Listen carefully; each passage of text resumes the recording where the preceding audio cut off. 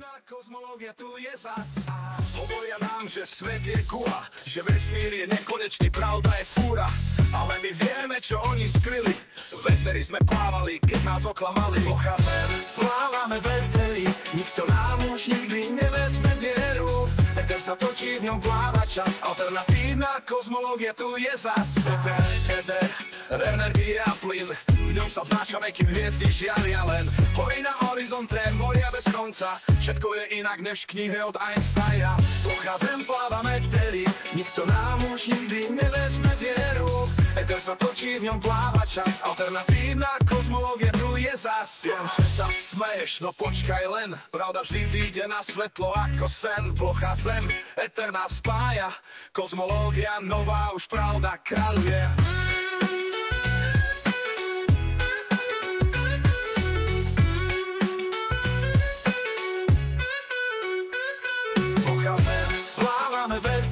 Nikto nám už nikdy nevezme vieru. Éter sa točí, v ňom pláva čas. Alternatívna kozmológia tu je zas. Pochádzem, plávame v éteri, nikto nám už nikdy nevezme vieru. Éter sa točí, v ňom pláva čas. Alternatívna kozmológia tu je zas. Alternatívna kozmológia tu je zas. Alternatívna kozmológia tu je zas.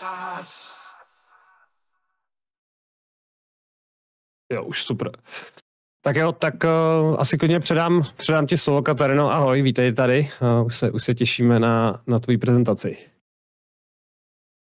Ale jo, už tě slyšíme, super, už tě slyšíme, už jsem akorát chtěl říkat, neslyšíme tě, ale už tě slyšíme. Dobre, super, tak vás všetkých zdravím. Ja som si len fakt akože úplne proste narýchlo len toto pripravila. Bylo to nečekaný, že jo? To seš moc hodná, my tě děkujeme. Nevím, že či... No, teď to právě jenom řeknu, protože lidi asi nebudou v obraze. My jsme tady měli mít debatu, kterou měla mít Kačka vlastně s jedním kulatozemcem a i když jsme měli jako pak nějaký program, tak jsem si říkal, že vlastně by bylo fajn, kdybychom měli nějakou tu prezentaci, něco zajímavějšího a nakonec vyšlo, že máme teda prezentaci, i poezii, i debatu, no jakože nabitá prostě sobota, takže ti děkujem, Katarino, že jsi to takhle i zaskočila jako navíc. Není vôbec zač, ja len tak narýchlo. Neviem, že či vy vidíte, ako preskakuje medzi tými slajdmi. Vidíme to, jo, vidíme to na svojej obrazovke. Jo, vidíme to hezky. Môžem to nechať takto, alebo to zväčším? Mne to nech takhle, je to takhle v pohode úplne. Nechám to takto, dobre. No, takže tu som si pripravila na začiatok taký malý vtip, že ty si tu a každý vie, že si proste užil nejaké látky a polícia je na ceste. Takže to iba tak na začiatok. Ja som si pripravila niečo o teda tých úplných začiatkoch k tomu Aristarchosovi zo Samosu. Vlastne on je ako keby oficiálne prvý človek, ktorý ako keby sformuloval tú teóriu toho heliocentrického modelu. On žil v nejakom 3. a 4. storočí pred našim letopočtom. Myslím si, že on je docela taká zaujímavá osoba, lebo on keď túto teóriu presadzoval, tak vtedy boli ľudia ako Aristoteles a ľudia teda v jeho škole aktívni, pretože on založil tú svoju známu aténskú školu. Tak vlastne vtedy bol presadzovaný práve geocentrický model a geocentrická teória. No ale tento Aristarchos zo Samosu sa teda rozhodol v tom období rozkvetu helenistickej vedy, že vlastne príde s tou myšlienkou, že Slnko je v strede vesmíru. Ja vám tu prečítam pár vied, lebo neviem to z hlavy, aby som sa neopakovala. Že on vlastne navrhol, že Zem sa pohybuje okolo Slnka, čo bolo teda, ako už som povedala, revolučným odklonom, ktorý tú stálu teóriu podporoval teda Aristoteles a okrem neho aj Ptolemaios.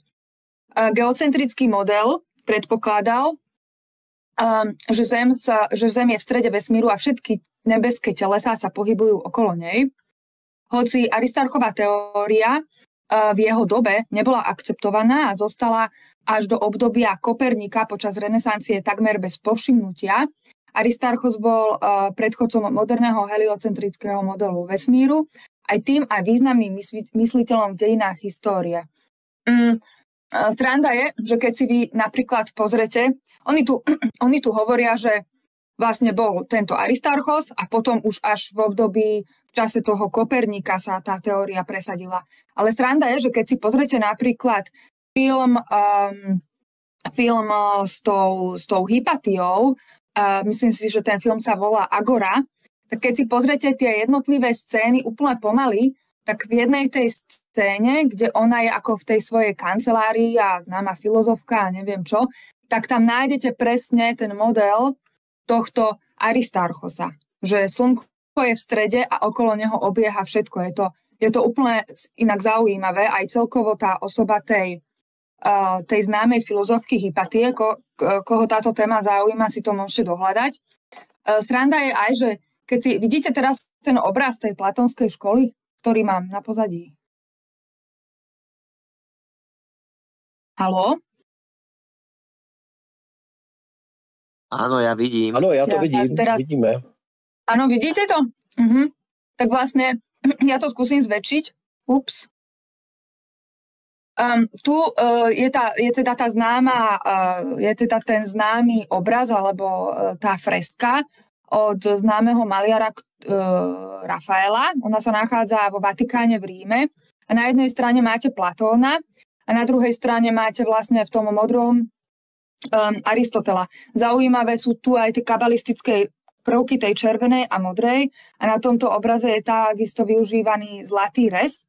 A sranda je, že keď sa na ten obraz pozrete, tak iba dve osoby sa pozerajú na vás z toho obrazu.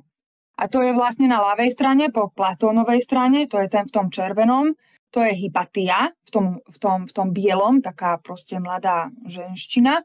A na tej druhej strane je to samotný autor tohto obrazu, teda Rafael. On je ako keby úplne taký skovaný, on je tu.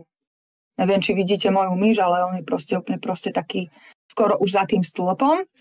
No a tá osoba, ktorá drží tú gulu a má odvrátenú tvár smerom k tomu autorovi, k tomu Rafaelovi, tak to je vlastne ten známy Aristarchos zo Samosu. Takže to je vlastne ten autor, alebo teda ten presadzovateľ tej teórie heliocentrizmu. Preto si myslím, že tento obraz je dosť zaujímavý a nachádza sa v ňom veľmi veľa šifier, ktoré sa dajú vlastne hlbšie analyzovať. A tento obraz predstavuje takisto aj tú dualitu, že vlastne máte Platóna, ktorý presadzuje tú teóriu dobro, láska a krása, a potom je to na tej druhej strane Aristoteles, ktorý presahuje vlastne tú teóriu toho čistého rozumu a logiky. Ten nepohybovateľný pohybovač, alebo ako by som to preložila do slovenčiny. Takže vlastne už na tomto obraze z toho 16. storočia je už vtedy žil samozrejme aj Koperník, takže už teda Kopernikus, tak už vtedy vlastne sa na takýchto malbách, ktorí sú paradoxne vo Vatikáne, takže už vtedy sa to rozširovalo, táto teória toho heliocentrizmu. Tu som dala taký jeden citát, ktorý vám chcem prečítať, a to je presne od tohoto známeho filozofa heliocentrizmu. On hovorí, že ty, král Gelón, vieš, že vesmír je to, čo astronómovia nazývajú guľou, v strede ktorej je Zem, s polomerom rovným vzdialenosti medzi stredom Slnka a stredom Zeme. Toto je všeobecný názor, ktorý ste počuli od astronómov. Aristarchos však napísal knihu, ktorá pozostáva z určitých hypotéz a ktorá na základe týchto predpokladov ukazuje, že vesmír je mnohonásobne väčší ako vesmír, ktorý sme práve spomenuli. Jeho tézy sú, že stálice, teda ako tie stále hviezdy, a Slnko sú nehybné, že Zem sa pohybuje okolo Slnka po obvode kruhu, pričom Slnko je v strede tejto obežnej dráhy a že sféra stálíc... Ano? Nepřeskočil nám slide na ten další. Nevadí. Díky. Aha, takže teraz. Ups, počkaj. Tak ja to nechám také zmenšené teda.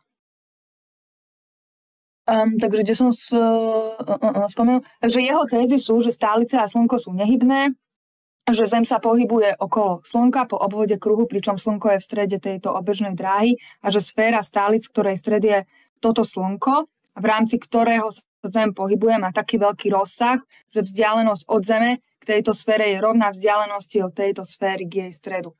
Čiže on bol vlastne ten prvý priekopník tohto celého, by sa dalo povedať. Tu je zaujímavá aj tá teória tej paralaxy, že vlastne my, keď pozorujeme určitý objekt z rôznych miest, tak vlastne nevieme určitú presnú polohu toho. A tu mám napísané, že Aristarchos usúdil, že ak by v strede bolo Slnko a nie Zem, musela byť pozorovaná tá paralaxa, čo vlastne on si ako keby trocha tu v tomto smere rozporoval. Vzhľadom hviezdnej oblohy by sa musel meniť, vzhľad hviezdnej oblohy by sa musel meniť v závislosti od aktuálnej polohy. Ak by Zem obiehala okolo Slnka, neprítomnosť tejto paralaxy vysvetlil nepredstaviteľne veľkou vzdialenosťou k stáliciam. Takže tu máme ten ich argument, že všetko je proste strašne vzdialené a preto my nevidíme tú ako keby odchýlku.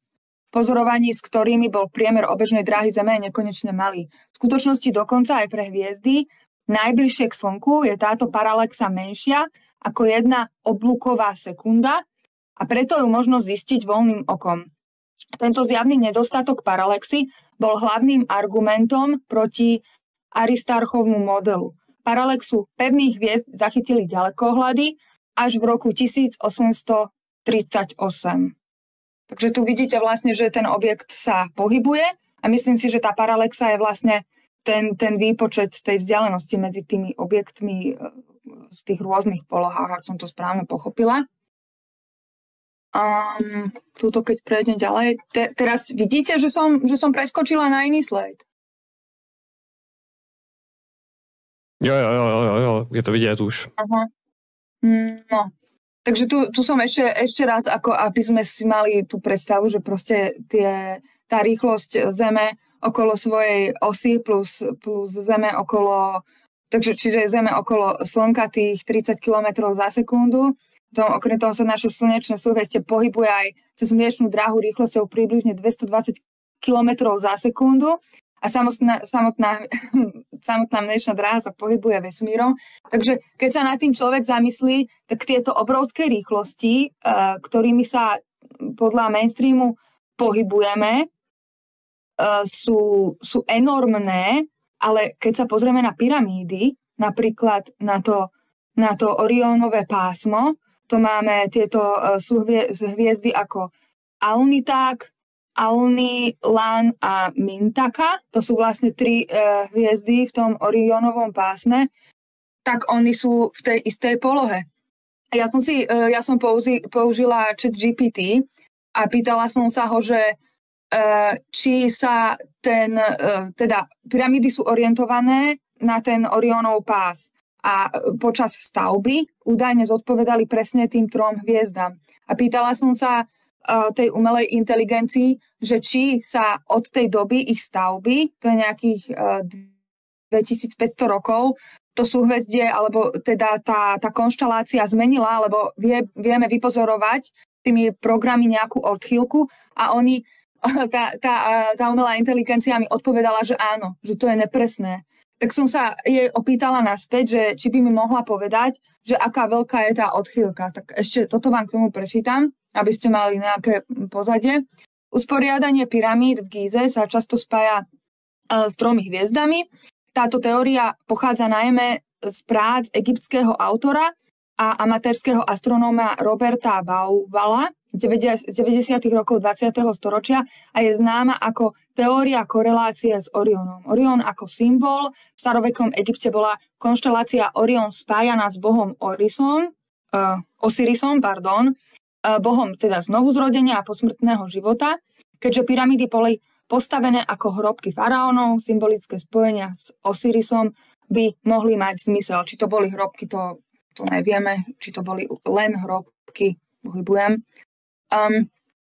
Tu keď som sa vlastne pýtala tej umelej inteligencii, že aká veľká je tá odchýlka, tak tá umelá inteligencia mi vlastne vyhodila číslo, že 1 až 2 stupňa. Čiže to je úplne paradox. Ešte toto vám prečítam, že boli vykonané presné merania a pozorovania medzi usporiadaním pyramíd a hviezdami Orionovho pásu s cieľom overiť teóriu korelácie s Orionom. Tieto merania zahrňajú presné pozície a vzdialenosti pyramíd, ako aj polohu hviezd na nočnej oblohe približne pred 4500 rokmi. Tak tých 2,5, naše 2000, tak to je tých 2500 približne údajne. Teda pred našim letopočtom, keď boli pyramídy postavené. Najdôležitejšie metódy a výsledky týchto štúdií sú meranie pyramíd, teda archeológovia a inžinieri zistili, že 3 pyramídy sú usporiadané pozdĺž mierne zakrivenej línie, pričom jedna z tých pyramíd, tá najmenšia, je pomerne posunutá. To zhruba zodpovedá usporiadaniu hviezd v Orionovom pásme. Oni tu používajú tie slová ako zhruba približne, ale vôbec to tak nejde, pretože to výsledné číslo je naozaj tých 1, ešte dokonca menej ako to 1%. Astronomické výpočty a simulácie. Astronómovia a historici pomocou astronomických softverových programov rekonštruovali polohu hviezd Orionovho pásu v čase stavby pyramíd. Tieto simulácie sa využili na určenie, či bola konštelácia vtedy viditeľná rovnako a či jej poloha zodpovedá usporiadaniu pyramíd. Výsledky týchto výpočtov ukazujú, že hviezdy v Orionovom páse by boli viditeľné v podobnej formácii ako pyramídy, avšak sú miernej odchýlke v uhloch a vzdialenosti. Niektoré veci preto tvrdia, že zhoda nie je dostatočne presná na to, aby sa dalo hovoriť o úmyselnej nápodobnenine. Lenže na základe týchto výpočtov teda vieme, že tá odchýlka je akože úplne minimálna. A tu som ešte dala na schvál tú mačku z Men in Black, lebo aj tam vidíte to vlastne pomenovanie a ten Orionov pás, čiže už tá symbolika je vo dosť veľa filmoch používaná. Ešte tu mám myslím, že posledné 2 slajdy. Takže zodpovedá poloha hviezd dnes polohe pred približne 4500 rokmi. Precesia spôsobuje, že hviezdy zdanlivo menia svoje pozície vo vzťahu k určitým geografickým orientačným bodom na Zemi.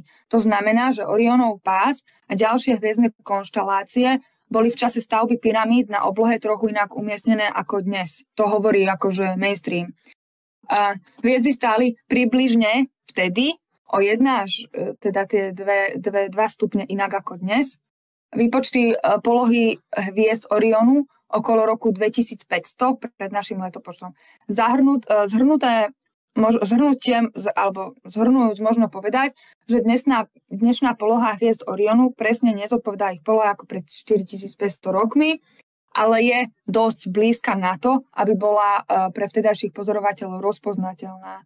Precesia však vysvetľuje mierne odchýlky. V dnešnej dobe polohe hviezd musíme zohľadniť pri hodnotení. Takže vlastne podľa mainstreamu je toto 1% vypočítané týmito 3 pánmi, ktorí to skúmali.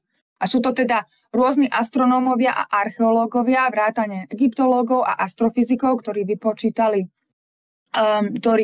vykonali výpočty poloh hviezd v čase stavby pyramíd, aby overili teóriu korelácie s Orionom.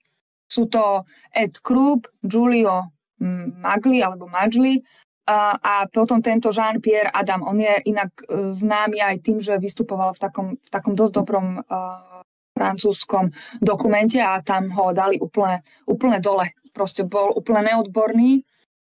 Takže som bola aj prekvapená, že on aj v tejto teórii vystupuje, kde sa rátal ten presný výpočet týchto odchylok v priebehu času, tých 4500 rokov. Ďalej, väčšina moderných astronomických softverových programov, ako sú Stellarium alebo Sky Safari, dokáže simulovať presné polohy Orionu a iných hviezd v minulých 1000 ročiach. Týmto spôsobom sa dá ukázať, že Orionov pás sa počas stavby pyramíd približne tých 2500 rokov pred našim letopočtom posunul o približne 10 až 12 oblúkových minút, čo je menej ako 1 stupeň. Takže ani ten 1 až 2 približné odhady. Čiže oficiálni vedci povedali to menej ako 1 stupeň za 4500 rokov. Tento posun znamená, že hviezdy Orionu boli vtedy o 0,2 až 0,3 stupňa inak umiestnené ako dnes. Čo je veľmi malá, ale merateľná odchýlka. Toto je kritizované ako argument proti asi tu mám myslené dokonalej korelácii, pretože aj malé odchýlky môžu ovplyvniť interpretáciu. Záver, presná odchýlka v čase stavby pyramíd je teda menej ako 1 stupeň, čo bolo vypočítané pomocou moderných astronomických simulácií. Takže my sa tu rútime obrovskými rýchlosťami, ale keďže je všetko tak strašne enormne vzdialené, že keď to pozorujeme počas 4500 rokov, sa to vôbec nemení. Takže to je moja dnešná prezentácia. Ďakujem za pozornosť.